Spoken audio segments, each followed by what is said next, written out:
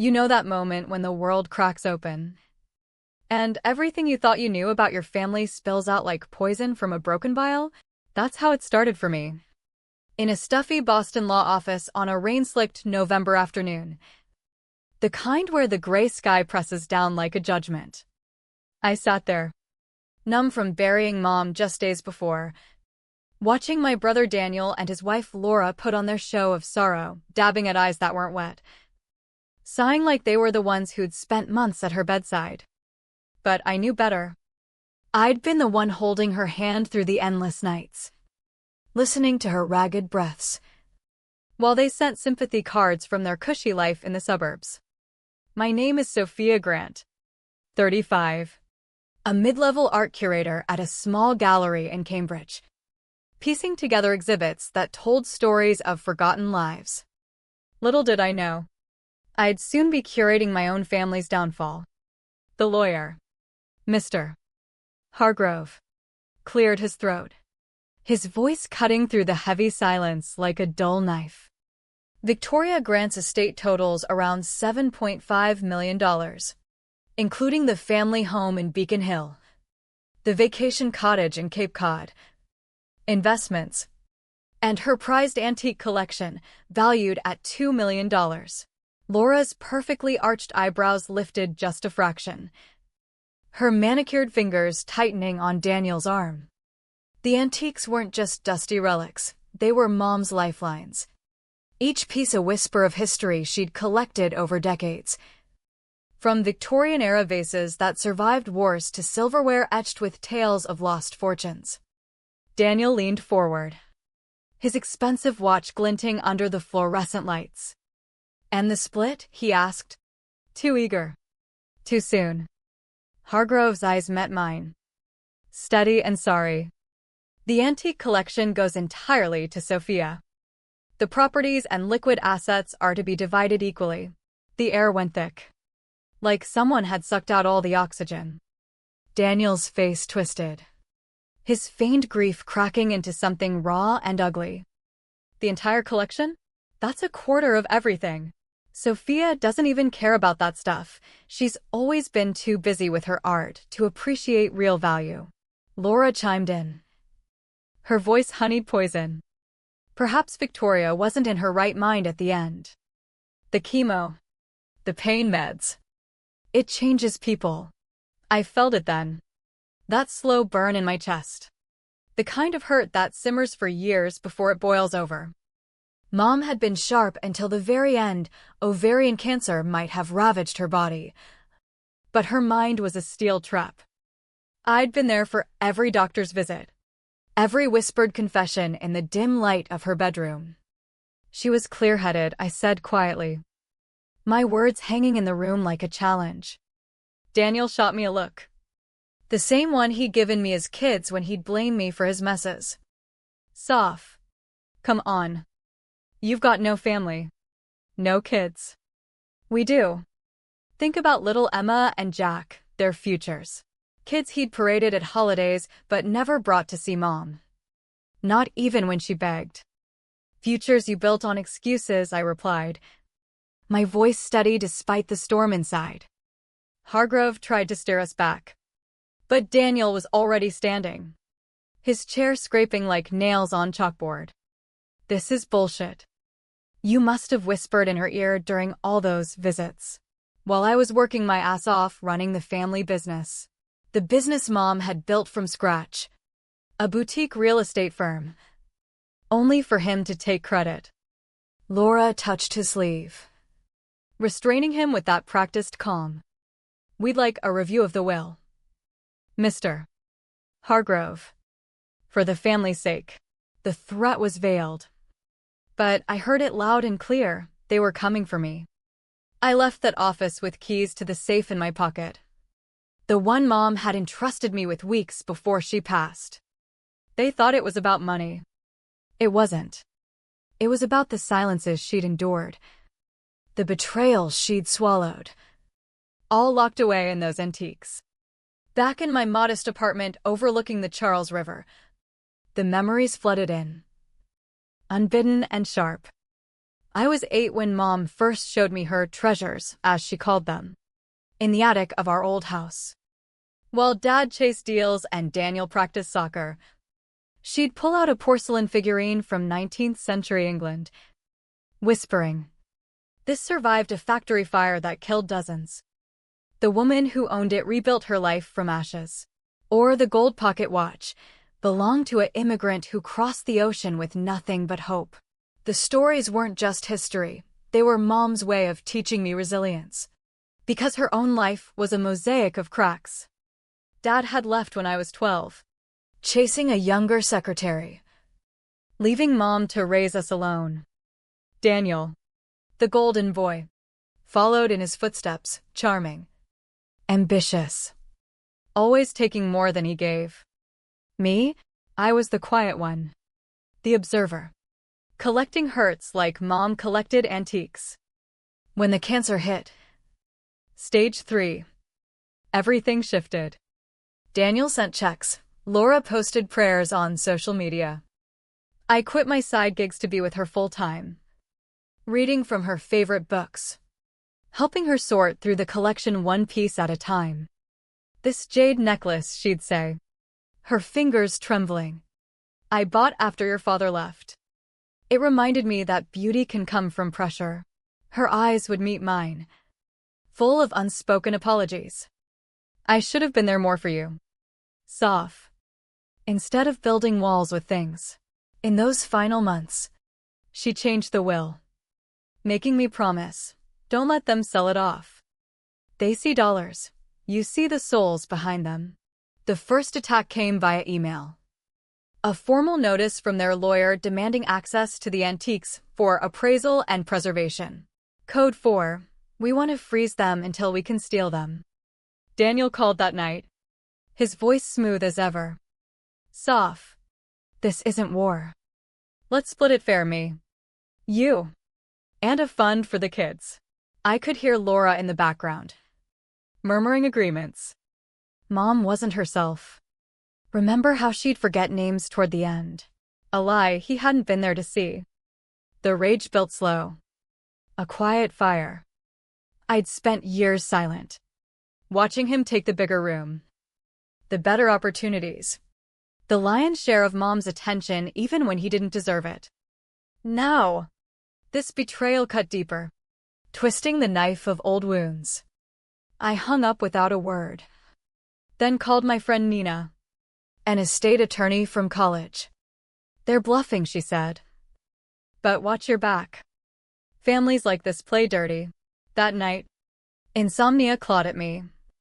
Memories of childhood silences replaying, Daniel blaming me for Dad's leaving, saying I was too needy, Mom staying quiet to keep peace. The price of my silence had been isolation. Now, it fueled my resolve.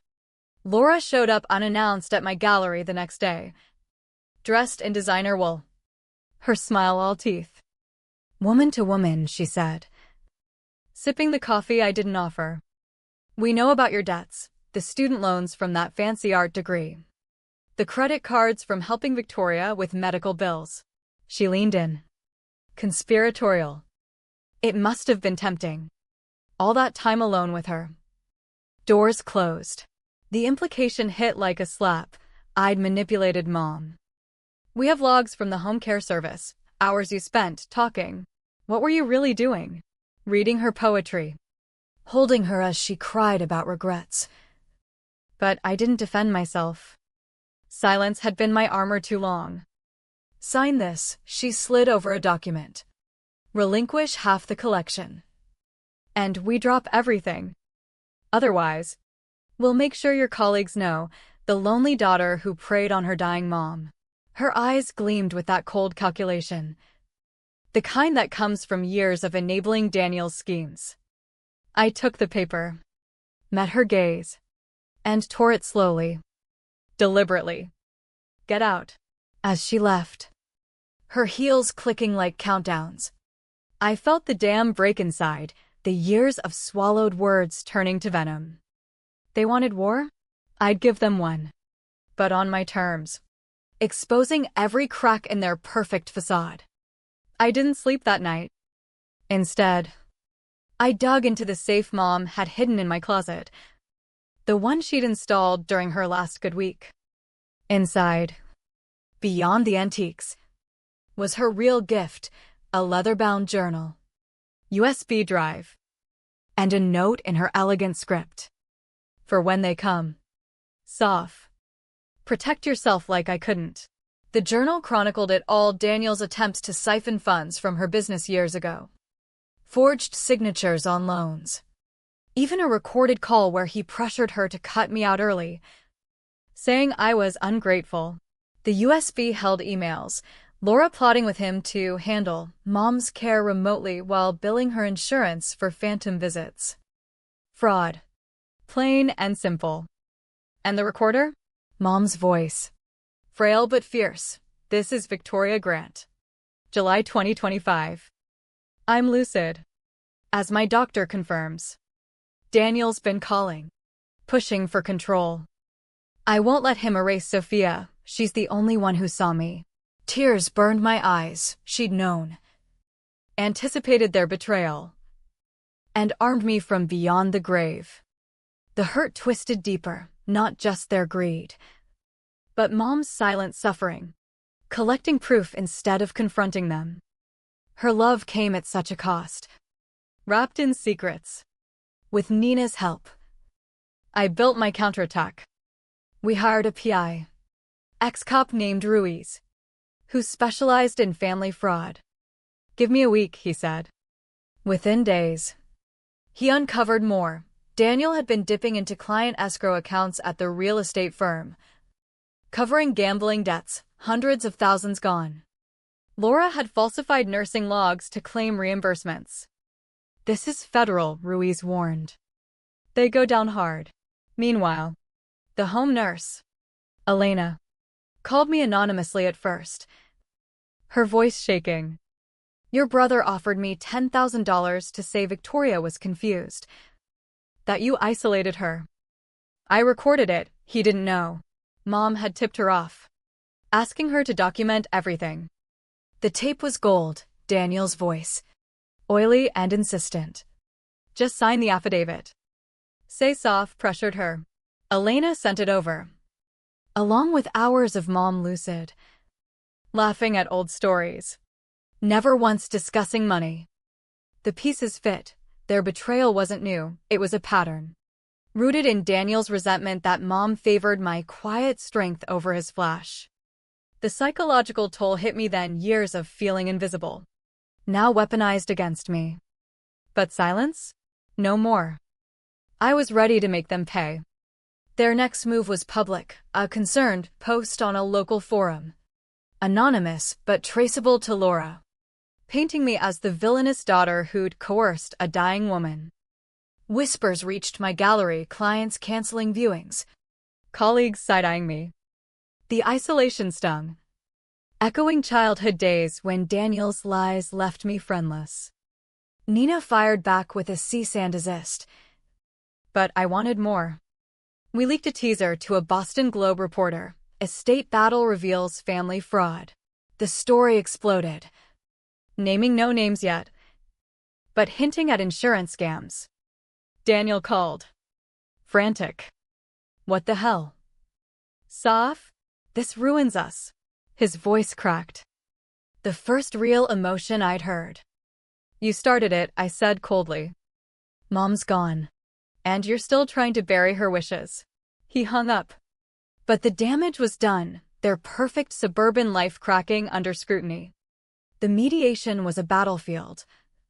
A neutral conference room in downtown Boston that smelled of stale coffee and regret. Daniel and Laura arrived with a shark lawyer, eyes darting like cornered animals. The mediator, MS. Lowell, laid out the claims: undue influence, mental incompetence. Their evidence? Doctored logs. A cherry-picked video of Mom on a bad med day, looking disoriented. See? She couldn't decide, Laura said. Tears artfully timed. But Nina unveiled our arsenal, the journal. Recordings. Ruiz's report on their fraud. "This isn't contesting a will," she declared. "It's attempted theft." Daniel's face paled as Mom's voice played, exposing his bribes. Laura broke, sobbing real now. "We just wanted what's fair." Fair? The word ignited me. Fair was visiting her. Fair was not stealing from her while she died. Lowell ruled in my favor, dismissing their claims, referring the fraud to prosecutors. As we left, Daniel grabbed my arm. "Soph, please, we'll lose everything." I pulled away, the betrayal scar throbbing. "You already have." The fallout was swift, brutal. Daniel's firm fired him amid the scandal. Laura's social circle shunned her. Criminal charges loomed: fraud, tampering. I could have pushed harder, seen them jailed. But the cost weighed on me. Mom's final lesson in her journal: don't become them. Soph, vengeance heals nothing if it breaks you. So I settled. They dropped all appeals, paid restitution to Mom's estate, and vanished from my life. The antiques? I donated most to a women's history museum in Boston, each piece labeled with its story of endurance, not value, but victory over pain. I kept one, a simple silver brooch Mom bought after Dad left. Her first act of rebellion. It reminded me of the price we'd all paid: silence breeding betrayal, revenge exacting its toll on the soul. Months later, at the exhibit opening, I stood alone amid the crowd, watching strangers absorb the tales. Daniel appeared at the edge, gaunt, broken. "I get it now," he muttered. "Mom knew I'd destroy myself chasing this." I nodded. No words left. He walked away, a ghost of our shared blood. The revenge was complete, but the victory hollow. Mom's love preserved, but at the cost of a family shattered forever. In the quiet nights that followed, I wondered if the silence had been worth it, or if speaking sooner could have saved us all. But some wounds run too deep, and some prices are paid in blood.